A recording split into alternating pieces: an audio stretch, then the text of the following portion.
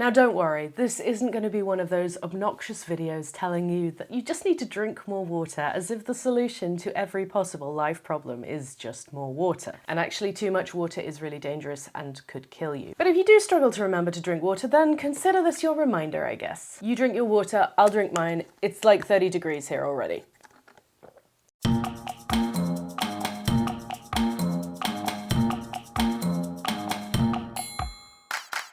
Health is not a quick fix, and neurodivergent people very often have multiple health conditions or disabilities to contend with. Much health advice tends to be quite generic and not always tailored to neurodivergent populations, who might either interpret the messaging differently or have conditions for which the messaging is entirely unsuitable. So the aim of this video is really to look at different areas of your life and evaluate whether there are any areas that you could take small steps to improve your quality of life. Because health isn't about purity or achievement, it is about feeling good in your everyday life, feeling healthy. And what that looks like is different for everyone. We're all starting from different points. So this is a completely individualized process. Also remember that our society is very much obsessed with health these days. And to be perfectly honest, you don't owe anyone else your good health. This is something that you do for yourself as an act of self-love. It's not for anyone else. So let's start with sleep. If you are neurodivergent,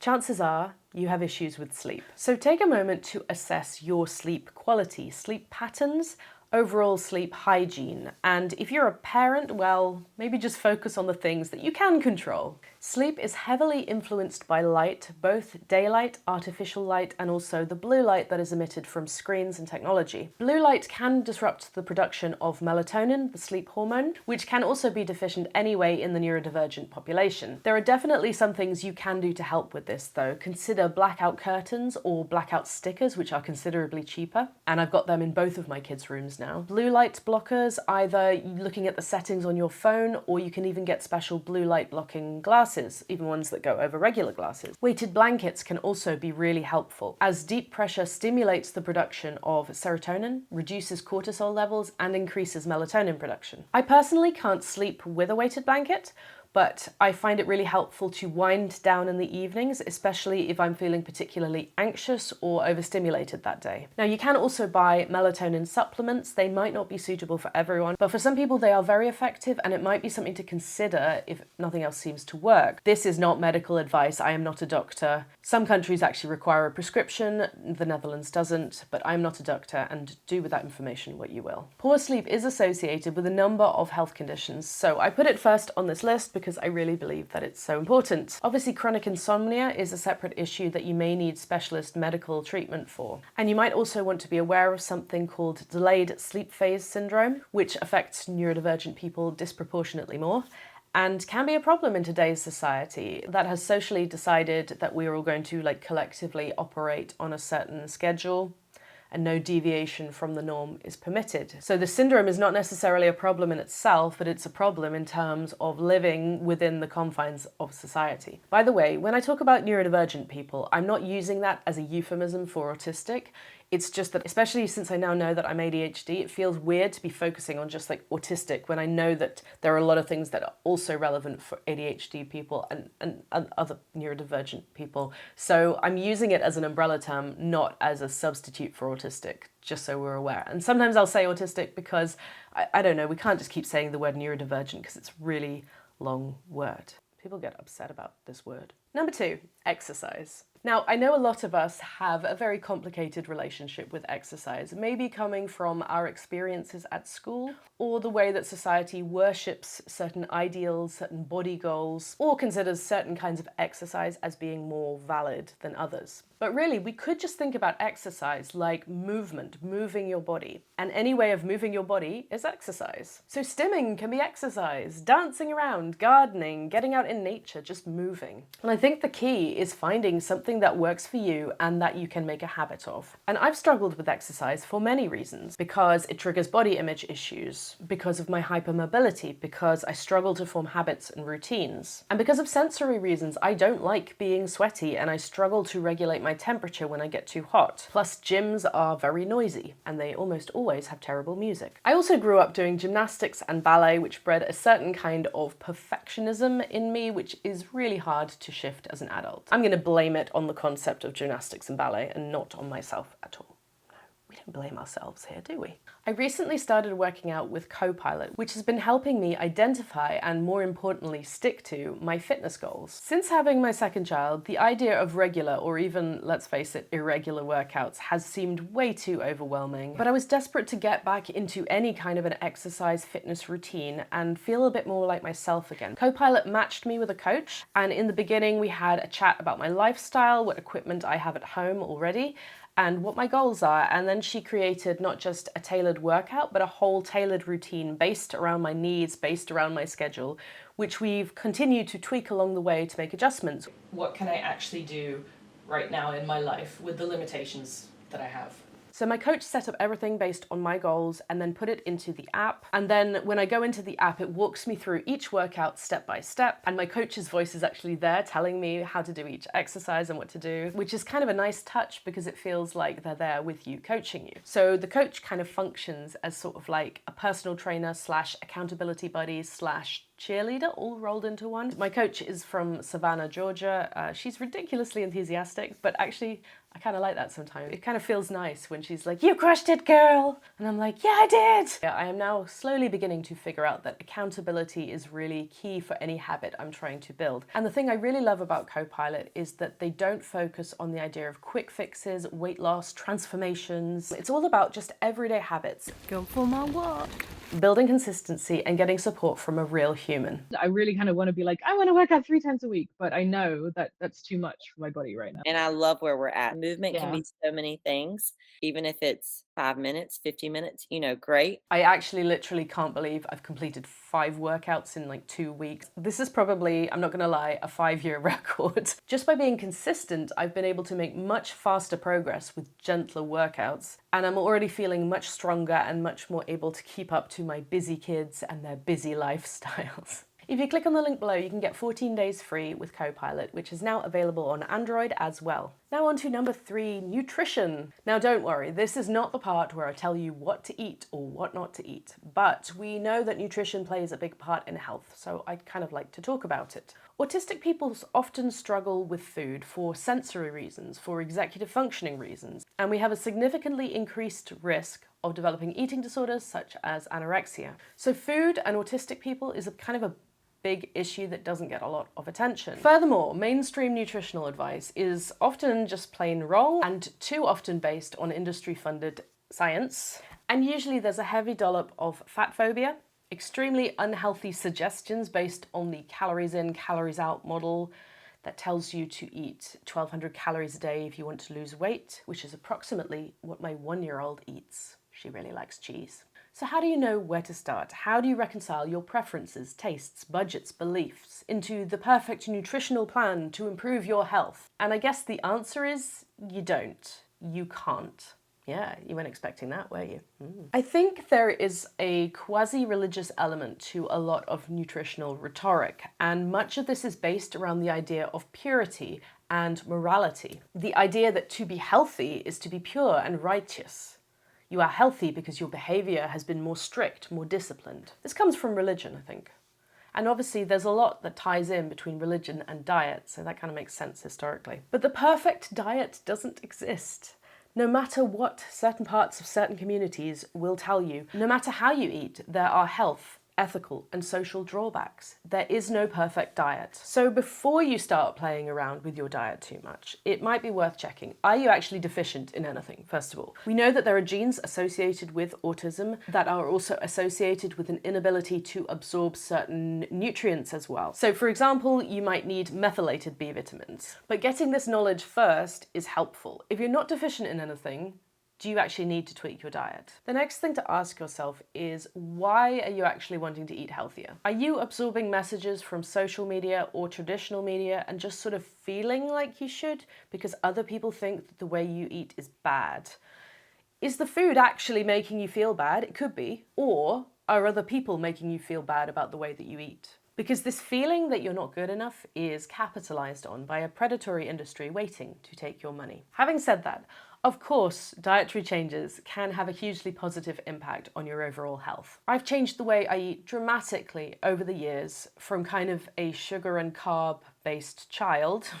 I had like a Nutella jar collection that went like cupboards and cupboards of those old Nutella jars, to more of a ketovore lifestyle as an adult. And this transition came kind of slowly, but it came as a result of me being diagnosed with celiac disease in my 20s, which requires me to cut out all gluten for the rest of my life for forever. And then also being diagnosed with PCOS, which is related to insulin resistance, also tied into type 2 diabetes, which also runs in my family. So these kind of dietary shifts came as a result of me working out, hey, my body doesn't really respond very well to these kind of foods that I've been eating. And as I was making these changes, nutrition became kind of a special interest, and I actually love to cook. So it was a transition and a change that worked out well for me, and it's a lifestyle that now works out well for me. But if you have a history of eating disorders, which I don't, you should proceed with caution before making any dietary changes, which you probably already know, but I think is worth reiterating. So I'm absolutely not telling anyone to go keto, because I am, please don't come at me in the comments,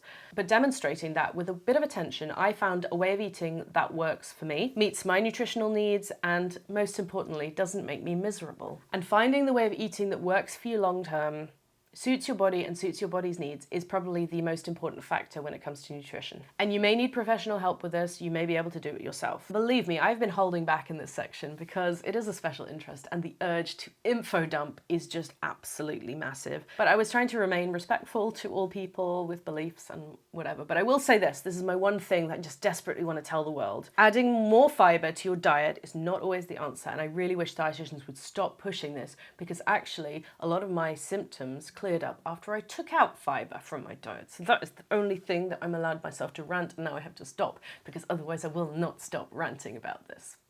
That's my entire rant. That's it. Number 4, evaluate your relationship with your GP. The doctor that acts as gatekeeper to health access is extremely important, and many of us dread going to the doctor. If you have a support worker or coach, this can be a hugely beneficial area to get support in. And there are various ways that you can kind of like improve this relationship. See if you can set up better accessibility for making or attending appointments, whether that is, emailing them to make an appointment, doing it online, having video calls rather than in-person calls. There are probably a variety of options now, especially post-pandemic. Also make sure that they understand your communication needs as an autistic person. Despite the fact that I seem to have made it my life's mission to communicate as clearly as possible, I still run into trouble communicating with healthcare staff who sometimes hear what they think I'm saying and not what I'm actually saying. So please remember that communication is a two-way street, and neurotypicals do not have the monopoly on effective communication or good communication skills. Sometimes they are actually worse at it than us because they jump to conclusions and make assumptions rather than actually listening. So just bear that in mind, that it doesn't actually always matter how good you are at communicating, because the person on the other end has to understand what you're saying. So bear that in mind. I find it a really good idea to write down stuff before I go or before I call up. And when I'm actually there, I also like to write stuff down, especially if I have to make decisions about different treatment options or different medications. It's really much better if I can see the information written down than if someone's just telling me the different options. And do consider switching if possible, if the relationship really falls apart. And I know many of you live in countries where the healthcare system is not fit for purpose. Nothing I can say can actually change that, and a lot of that might be wishful thinking then. But improving this relationship, working on this relationship, can only improve your health. Number 5, avoid trendy health items. If you've seen it on an Instagram ad, that should give you immediate red flags. Off the top of my head, this could include personalised supplements that don't require any sort of blood test before starting, anything that uses the word detox, because unless you have a poorly functioning liver or kidney, your body detoxes for you. And of course, anything in the influencer weight loss category, like skinny teas that make you poop uncontrollably. Just remember that health is not a quick fix and health cannot be bought. That's not to say health is cheap, but it cannot be bought. Does that make sense? It made sense when I wrote the script, but I hope you get what I'm trying to say. Number 6, don't forget about your mental health. Mental health is different for everyone, and so are the solutions. For some people, regular therapy might be needed. Others might benefit from a daily walk, reducing or deleting social media, please don't unsubscribe, maybe setting boundaries with people in your life, starting meditation, medication, or microdosing, maybe addressing trauma with EMDR therapy. These are all important things to consider, but maybe also consider whether you have internalized ableism getting in the way of you supporting yourself in the way that you actually need. And for me, this was being quite stubborn for a few years about ADHD meds, because I felt I shouldn't need them, because it felt like a weakness to need to take them. And you know, joke's on me, because my mental health and ability to function has improved enormously since I started taking them. So don't let stubbornness or internalized ableism get in the way of you thriving, because it's not worth it, life is short. But I also want to point out, when it comes to mental health, our mental health issues are very much individualized by the psychological establishment. You know, the narrative that has been pushed is very much like, oh, you have a chemical imbalance, let us fix that. You're depressed, why don't you do something about your depression, kind of thing. And the point that I'm not making is not that we may not have a chemical imbalance or whatever, it's not an anti-meds point or something like that, but rather that this approach skirts around the issue of us neurodivergent people living in a society that is hostile to us every single day. There is no true thriving under systems that oppress us, put us in certain situations, and then blame us for reacting a certain way to them. Many, if not most, of us autistic people live without strong community networks, which, as much as we like to think that we can do it all alone, we all need social connection to thrive. Autistic people are systematically underemployed and often financially dependent on others. The stress that results from being isolated, living in poverty, having school trauma, having healthcare trauma, can that really be classed as mental illness, or is it actually a legitimate mental reaction to a bad situation? Can you meditate yourself out of poverty? Will a daily walk build the kind of supportive community that you need? Probably not. But could it lift your mood a little bit? Maybe. So take from that what you will. This brings us on to number 7. Learn about your neurodivergence. Oh, sorry, I keep on saying the word neurodivergence. It's not, yeah. I don't think any of these words are good. I don't like the word autism. I don't like the word ADHD. I don't like the word neurodivergence. And it's all just, I'm just having to say these words because I have to write a script and I have to say words on camera. So, you know, let's not get hung up on language right now. But the good news is that you're in the right place to learn about your neurodivergences. I don't believe that you can take care of your mental health without also having a firm grasp or understanding of your own mind and how it works. Whether you're autistic, ADHD, dyspraxic, learning about how your brain works is freeing. And especially if you're diagnosed as an adult, it gives you permission to stop blaming yourself, finally. Let me give you an example from my own life, my inability to organize my schoolwork at school and at university. I pushed through literal chaos, self-created chaos, to get the grades that I did, but now I understand that it was actually never about needing to work harder. How much easier would it have been if I'd understood that I need to plan everything visually, or if I'd had meds back then and could just start a task instead of sitting there willing myself to start a task, which, by the way, never worked. If I had someone supporting my weaknesses at school instead of just looking at my output and going, well, everything's fine, isn't it? I know the things now that I needed back then because I understand so much more about autism and ADHD. Looking back, I've forgiven myself, and in the last few years I've kind of resolved to never call myself lazy again, because that was a big one back then. I was always calling myself lazy. What's in the past is obviously long gone, but certainly for me a big part of my adult diagnoses has been reprocessing past memories in a different light, with a new lens. And I know I get a lot of emails from you that you've done the same too, and I think it's great. It's such a bonus. When people say, why do you want to label yourself? It's such a bonus to this label. It's like you have a name for all of that now. You have a name for it. It's a thing. It's important and it's powerful. There is no police what you can call yourself. People might have their opinions, but if you want to call yourself autistic because that's who you are inside, you know yourself better than anyone else. I truly believe this. People are like, why are you telling everybody to self-diagnose? That's not what I just said. That is not what I just said. This is me. Like, I'm now anticipating people's annoyance on the internet. This is what it's like being a creator. You absorb all of this nonsense and then you're like, make videos and you're like, but don't say that because that's not what I said. Preempting it. And the final point that I want to make is give yourself permission to not. Give yourself permission to not do any of this. To just not. To just rest. To just be. And there has been a lot here, and I don't want anyone to think that this is a list of things that must be done right away because you need to buck up your ideas and improve your health, Missy. Or Mr. Or Muxa? What? Please tell me the gender neutral for Missy or Mr. in the comments below, because I want to know. Give yourself permission to step away from the exhausting and never-ending pursuit of self-improvement. Or just have a think about the topics raised in this video and focus on one aspect at a time. What small steps can you take in the right direction? Maybe just installing a blue light blocker on your phone and getting a sleep mask. That might just improve your sleep 5%. But that 5% will add up over time. One thing that I've learned in the last few years that I really wish I'd understood when I was younger is that the only way to get anywhere is with small steps. There are no big steps. There are no shortcuts apart from being born rich, maybe. And every little bit of progress should be celebrated. Taking care of your health is ultimately an act of self-love, and we're all worthy of that. But if you are neurodivergent, it's highly likely that you need more rest. And that's possibly a blanket statement that I am actually willing to apply to everyone, including myself. Autistic inertia doesn't just involve trouble getting started. It also applies to stopping. When you end up in a state of overfunctioning, it can be really hard to stop and rest. But eventually you will hit that wall and your body will say, enough is enough. And as you can tell, the supreme irony of me filming a video about improving your health with a throat like this, my body has informed me that enough is enough. So I will be resting over summer. I will be back again at some point, hopefully late August.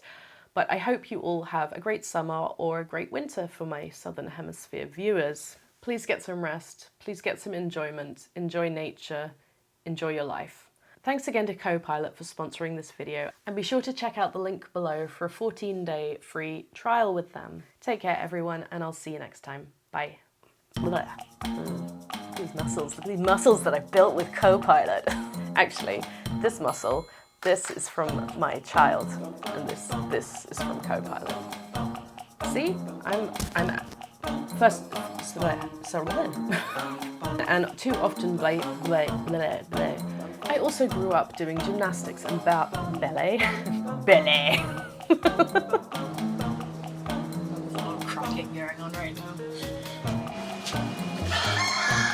Oh my god, shut up.